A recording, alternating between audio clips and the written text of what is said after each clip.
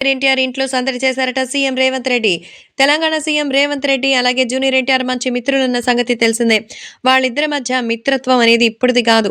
ఎన్నో ఏళ్ల నుంచి వస్తోంది.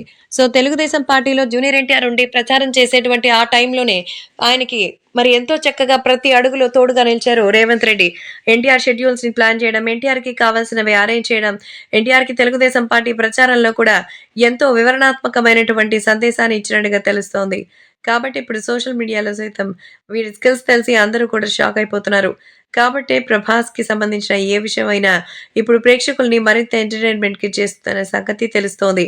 కాబట్టే ఏది ఏమైనా రాబోయే రోజుల్లో మరి ఖచ్చితంగా తెలంగాణ ప్రభుత్వం నుంచి ఏపీ ప్రభుత్వానికి సహాయం కూడా వచ్చే అవకాశం ఉంది. తెలుగుదేశం పార్టీ వ్యక్తే మరి రేవంత్ రెడ్డి. అందుకే వచ్చే ఏపీ ఎలక్షన్స్‌లో ఆయన కూడా ప్రచారాన్ని చేస్తానని చెప్పినట్టుగా తెలుస్తోంది. కాబట్టి ఇప్పుడు సోషల్ మీడియాలో సైతం ఒక హైపు మరి అంతే కాకుండా క్రేజ్ తప్పితే ఇంకొకటి ఏమి ఉండదంటారు. కానీ ఇప్పుడు క్రేజ్‌కి సంబంధించిన విషయంలో ఎక్కడా వెళ్ళకుండా ఉండాలి. కాబట్టి ఏ ఇబ్బంది లేకుండా ఉండాలని డాక్టర్స్ అయితే వీటన్నిటిని కూడా చెప్తూ ఉంటారు.